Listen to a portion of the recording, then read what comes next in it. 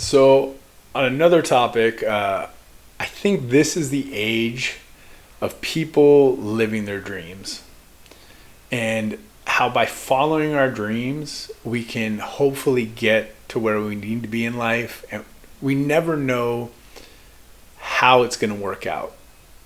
And I know in my life, I've learned a lot of random skills. I've wrote a video game, which I will post like content for a video game because of some success I had and things I saw. I'll explain it all in the video. And I've felt throughout my life, I've learned a lot of random skills, and I will get to like a certain degree of like attain a certain level of skill, a certain degree of, what's the word I'm looking for, competence, I guess, in the skill.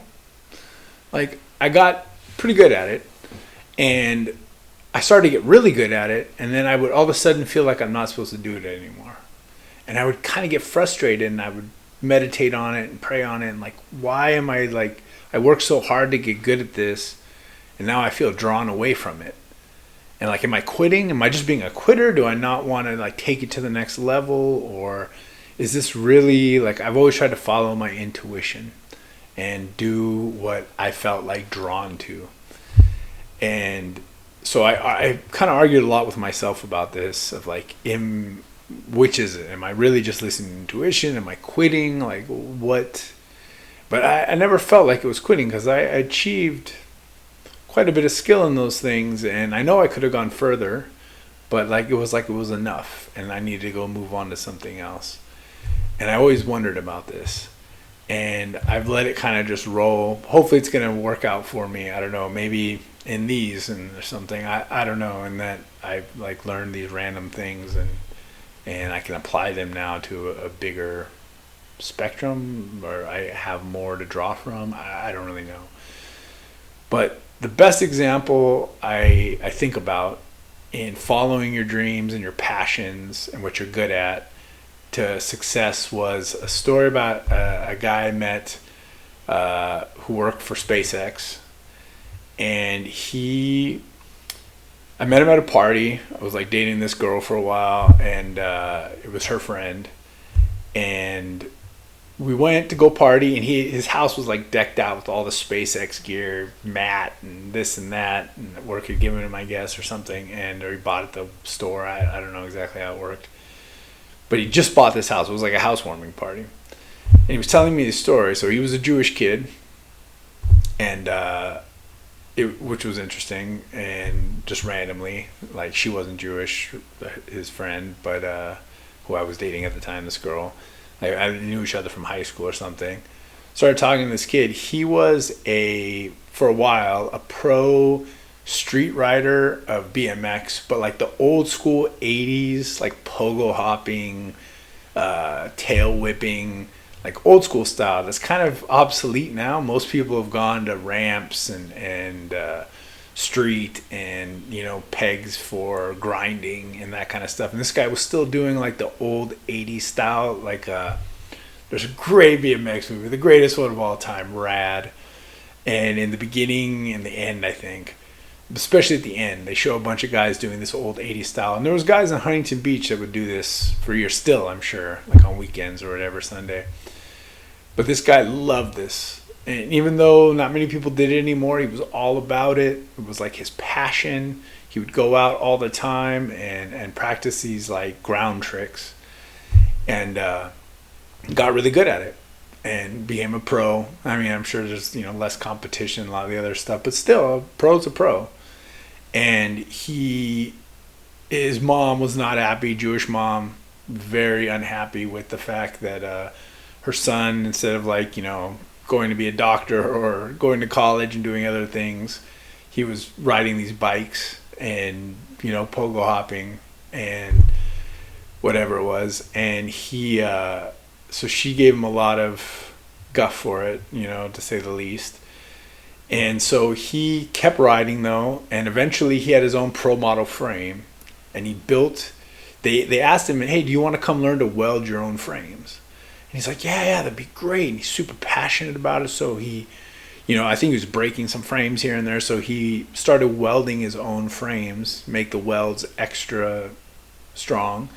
Got really good at it. And then they were like, hey, do you want to weld for the factory? Like you can weld frames for all these people and for maybe the mass production bikes. I don't know how many mass production bikes a company like that still puts out in that style. But he's like, yeah, super passionate. He loved this so much. So he learned to weld all the bikes. And he was practicing every day, and knew how to make the strongest welds for his own frames and for the bikes in general. And still his mom, very unhappy. Why aren't you going to college? Why, you're riding bikes for a living and welding now, making bikes. Like, what are you doing here? Eventually, he got older, his knees started going, it's time to get out of the game. Most sports are kind of a young man's game, right? So he started looking for work, and he landed a job with SpaceX, welding, the rockets or something. And he was so good at welding, right? He was, not because he was just a welder to get a job. He welded because he was passionate. He did this riding bikes that he loved, and it was his passion in his life. And so every weld he made meant so much to him because it was like his pro model, or it was his factory's bikes that he was putting out. So he got a job at SpaceX and had this beautiful house, Southern California, nice neighborhood, fairly large, huge yard. We were partying, little pool, jacuzzi, some kind of water thing. I think it was like a big jacuzzi, actually. I don't know if there's a full pool. I think he was talking about putting in a pool or something. And and it had this house was decked out in the SpaceX mats, and on the wall he had something, and like he was just all about it and loved it. Was so proud to be working for SpaceX. But to me, it was a great example of when we follow our passions, regardless of the noise, right? Even his mom, who we should respect our elders. I talked about that, and like the tribe of Levi, Moses in there and all that. We should respect our elders. And he loved his mom. It's not that he didn't love his mom, but he just felt so drawn to this. It was like this passion. He was good at it. He was a pro rider, and you never know where life is going to take you sometimes. Life is a crazy journey, and we're drawn to things. Sometimes we're repelled from them eventually. We think this is the road. Oh, I'm going to go. And then all of a sudden you're like, no, I'm not supposed to be down this road now. I need to go down this road. I've done that a lot in my life. And that's how this guy, riding, and then he's framing, and then he's like, nah, I got to go a different way. Like, I'm getting old and whatever. But was able to transition that passion for riding and for welding the bikes that he loved and the factory that he really, was loyal to and loved as well, I'm sure, into a very successful, lucrative career. And so, this is the generation, the age of following our dreams and passions. And if we do it right, and we work really hard, and we're passionate and good at it, right? It's the most important thing, is you have to have both the passion and the ability. You got to look for the things you love and you're naturally good at. But that is the ultimate combination. That's the Michael Jordans of the world. This is the age that's being ushered in, that people will find what they love and what they're naturally good at. And he was one of the best examples of it. So follow your passions and follow your skills. I wish everyone that blessing of, I hope you all find your passion and your skill, and they combine to find a path that no one ever saw coming, even yourself maybe never saw coming. Being open to that. A lot of comedians talk about that. They didn't know. They thought they would be stand-up. Jim Carrey thought he was going to be a stand-up comedian. Ended up finding his way in movies, right? It's be open to the experience of where it's going to take you, but keep doing what you love and what you're passionate about and what you're naturally good at. And I think great things are coming. It's this generation is going to see that more than any prior, because we have that, the freedom, really. The world, as amazing as it is.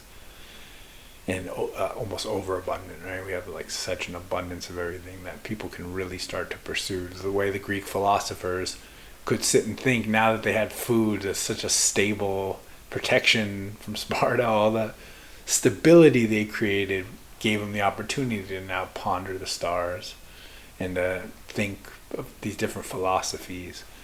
And we're in a time like that where we have such stability, more than a lot of times in history, that we can kind of take these paths and find our way along them, and have time to think and react and follow what we love. So I wish everyone that blessing. Find what you love, find what you're passionate about, and follow the road wherever it may take you to your success.